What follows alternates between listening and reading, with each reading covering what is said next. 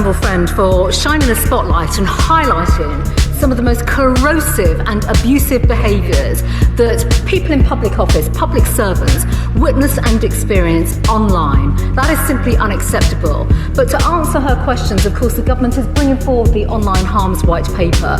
That is coming forward where we are absolutely going to tackle these corrosive behaviours, pull them off online, and also introduce the right kind of regulatory regime so that that kind of hatred cannot carry on online. This is a brief introduction to a series of videos tracking and considering matters relevant to the UK government's current strategy for tackling the widespread publication and dissemination of harmful content online. Most specifically, harmful content on social media, and even more specifically, the sort of so-called harmful content that is increasingly being referred to as hate speech. Did you have any nicknames in childhood that you didn't like? How did you feel about it? If so, it must not have been a pleasant experience. You've probably witnessed how a word could provoke a quarrel or even a fight. And although you may have thought that with time such children's jokes about appearance and names would become a thing of the past, it's not the case. In the adult world, insults are scaled up. Adults divide more into us and them, inciting violence against others, entire nations, ethnic groups, groups of people by skin color, religion, sex, or abusive comments regarding weight and appearance. These insults are amplified to such an extent that there are now laws throughout the world that govern what is called hate speech. Social media can be brilliant at connecting people across the world. But I'm deeply concerned that social media firms are still not doing enough to protect users from harmful content. And that's not good enough. So today, we're putting a legal duty of care on these companies to keep users safe. And if they fail to do so, tough punishments will be imposed. Companies will face substantial fines for failing to pull down dangerous or extremist materials. If the fines don't work, bosses of the offending firms could be liable to criminal prosecution. And if that fails too, websites could be blocked entirely for UK internet users. The era of social media firms regulating themselves is over. It's time to do things differently. It's time to keep our children safe. I should start by acknowledging that the title of this series is slightly misleading because, as the quote that quickly flashed across your screen a minute ago implies, governments generally like to be regarded as the defenders and champions of free speech, just as long as it's the right kind of free speech. And ideally, not the type of free speech that might ultimately lead people to wonder if we wouldn't all be better off voting for change. And the type of government that doesn't presume to police or dictate the parameters of what adults are allowed to say or think. It's not like there's no hate speech. Like anyone with any sense knows that there's hate speech. Who's going to regulate it? Who's going to define it? I know the answer to that. The last people in the world you would want to.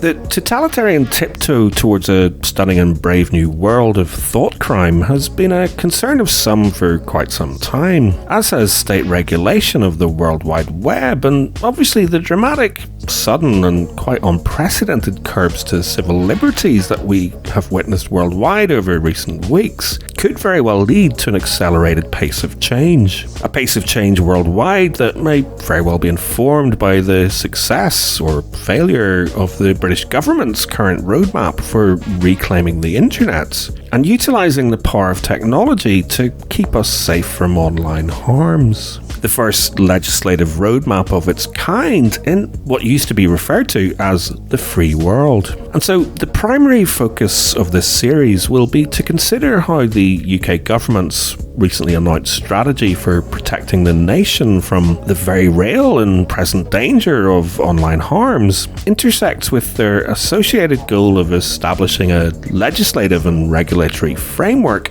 seeking to encourage us all to avoid and even loudly and very publicly denounce words and statements that might somehow be perceived to be motivated by hate and therefore should reasonably be defined by governments as hateful speech. I genuinely do not seek to stifle robust debate But this evening, the Prime Minister has continually used pejorative language to describe an Act of Parliament passed by this House. And I'm sure that you would agree, Mr Speaker, that we should not resort to using offensive, dangerous or inflammatory language for legislation that we do not like. And we stand here, Mr Speaker, under the shield of our departed friend, with many of us in this place subject to death threats and abuse every single day. And let me tell the Prime Minister that they often quote his words: surrender act, betrayal, traitor, and I for one am sick of it. Words such as saboteur, traitor, enemy, surrender, betrayal, which should have no place in our party, no place in our political discourse, nor in our politics, and nor, for that matter, in our wider society. If you go through all my articles with a fine-tooth comb, you can and take out individual phrases. There is no doubt that you can find things that can be made to seem offensive. And of course, and I understand that, I defend my right to speak out, and I do defend my right to. And if you,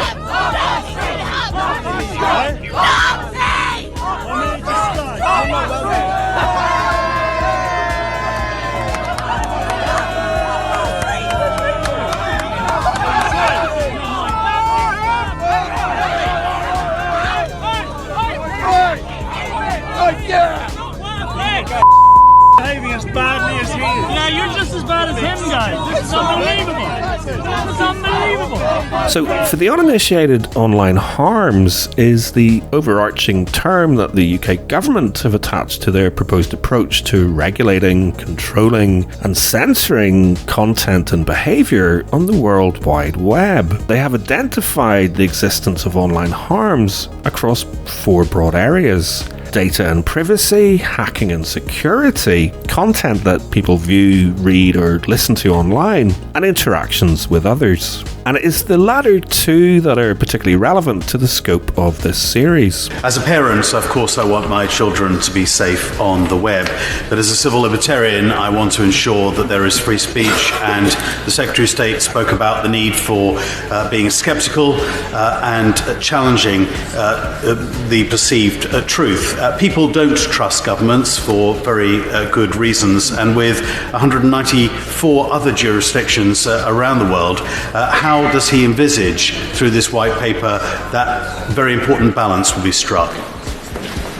I agree with my honourable friend that is indeed the balance to be struck, and I hope that I can reassure him that it is our intention to do so, and that we believe that free speech and safety online are not mutually exclusive. We can do both, we must do both, and that's what this white paper intends to do. Well, it's all wrapped up in the pretty paper about the entirely justifiable fears that people have about the exposure of children to vile things on the internet, people being encouraged to commit suicide, and the spreading of terrorist and violent conduct and so on. No one in their right mind would oppose to that. It's motherhood and apple pie.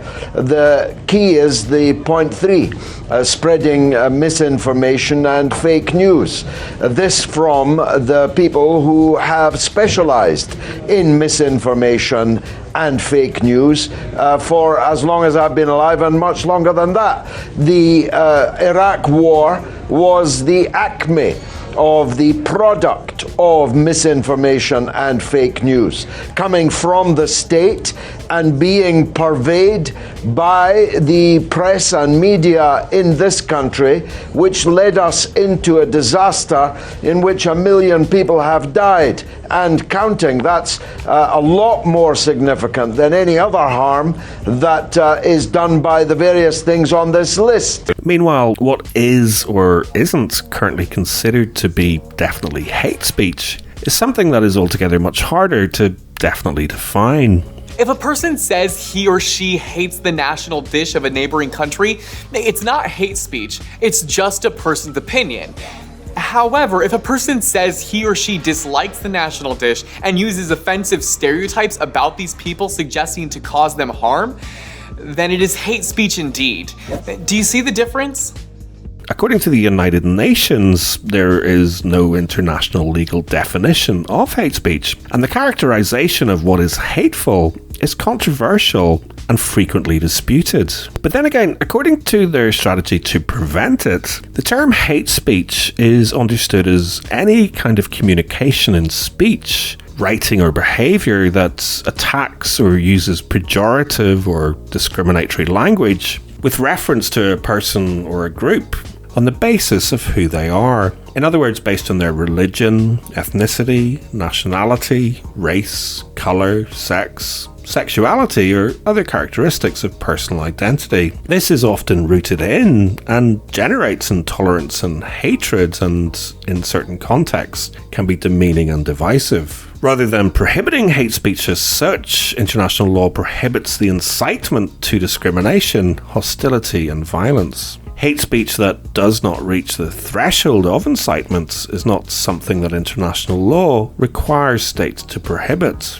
Addressing hate speech therefore requires a coordinated response that tackles the root causes and drivers of hate speech, as well as its impact on victims and societies more broadly. Now, in fairness, you may very well be thinking that that's all fair enough as far as it's fair enough, but I'm still none the wiser as to what exactly hate speech actually is. So let's move to a slightly more workable definition of hate speech, and the one that will hopefully help to establish why I'm especially concerned about it and why I think you should be too. So the Crown Prosecution Service of England and Wales currently advise concerned parties, such as the police and criminal courts, that in the UK, the concept of hate speech is closely associated with the legal definition of hate crime. The term hate crime can be used to describe a range of criminal behaviour where the perpetrator is motivated by hostility or demonstrates hostility towards the victim's disability, race, religion,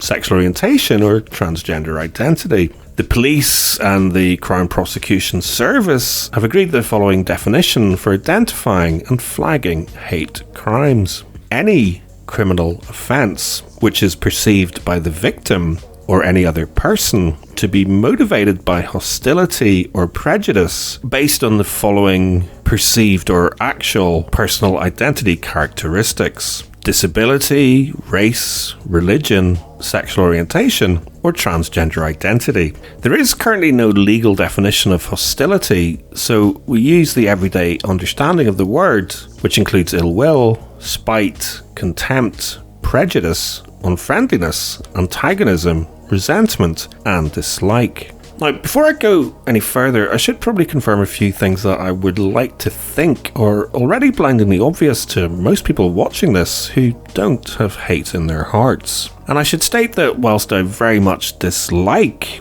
the concept of hate speech, and I really dislike the use of this concept to censor or contain the boundaries of acceptable adult public discourse, to the extent that in recent times we've seen the police visiting someone's workplace just to check their thinking, and we've seen people dragged through the courts and criminalised for cracking jokes or posting commercially available rap lyrics on social media.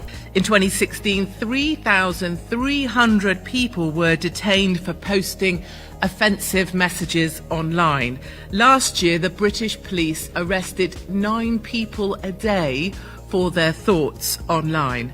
Our crisis in the UK is that when you define anything other than approved thought as racist, xenophobic, or intolerant, good people dare not share an opinion for fear of prosecution. We have become intolerant to alternative opinions or views or ideas. In fact, just last week, a police force in the UK urged people to report insults which make them feel bad, even if they're not crimes, under the slogan #HateHurts. Police have called upon members of the public to report incidents that made them feel hurt. Hurt is an emotion. In the UK in 2018, we are policing emotion. What next? Policing for feeling proud? And it doesn't take too much searching in our recent history to show what happens to those who dare challenge the system or the establishment. Like, I can remember going to listen to an interview with Michael Gove about 3 years ago, and he was going, what we have to do is we have to treat Facebook as a publisher, And then once it's established that Facebook is a publisher, then we can start regulating Facebook. Facebook, meanwhile, is desperate to ingratiate itself with whoever the political leaders are. This always happens. There's a breakthrough technology, then they take the side of the politics. That's one of the reasons they've hired Nick Clegg to lobby governments on their behalf. So they get the governments on side and they promise to regulate all the things. So all the, because the issue with Katie Hopkins and Tommy Robinson and all these people is not the free speech issue or the censorship issue. It's that they are politically dangerous. They are spreading, stuff that political people on the centre of politics are scared of. And so if they can if the governments can control Facebook and Twitter, which in due course will then control, Tommy Robinson and Katie Hopkins, then they've got control. And it's just so vital. One of the reasons that we've got this kind of revolution going on is that they lost control of the media.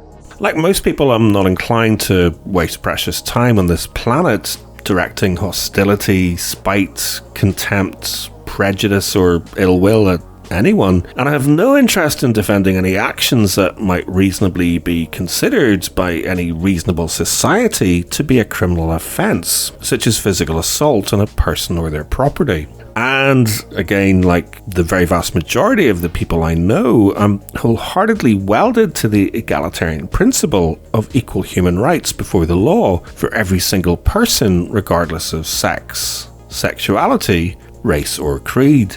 Indeed, it's specifically my commitment to such basic principles that compels my current concern, because it strikes me that society is somewhat sleepwalking towards a sinister system of self-censorship and silencing that will cause considerable harm to us all offline and simply generate more division, distrust, ghettos and echo chambers for future generations on the World Wide Web. And so over the next year or so, I'll be following the journey of the UK Government Online Harms Paper and related regional legislative efforts to expand the scope and meaning of hate crime and hate speech. I'll also be considering examples of censorship by social media providers and how people, politicians and extremely influential lobby groups are prepared to pull out the passive-aggressive playbook and see hatred in others when it profits them the most. We need to regulate the internet in far, far, far greater. There's the head of Google saying if we put onerous regulations on it, Google will move out of the UK, and I'd just like to say, see you later.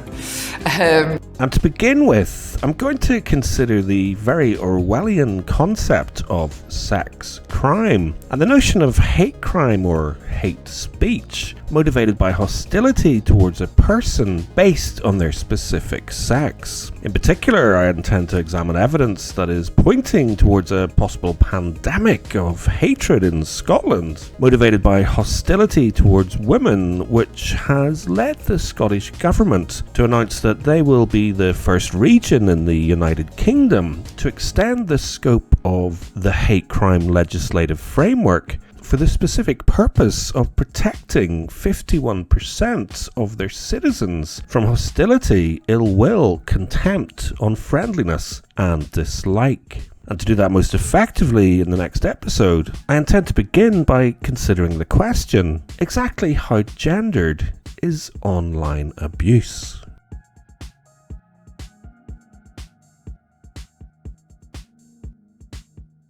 Can't you see it too? There's an elephant in the room.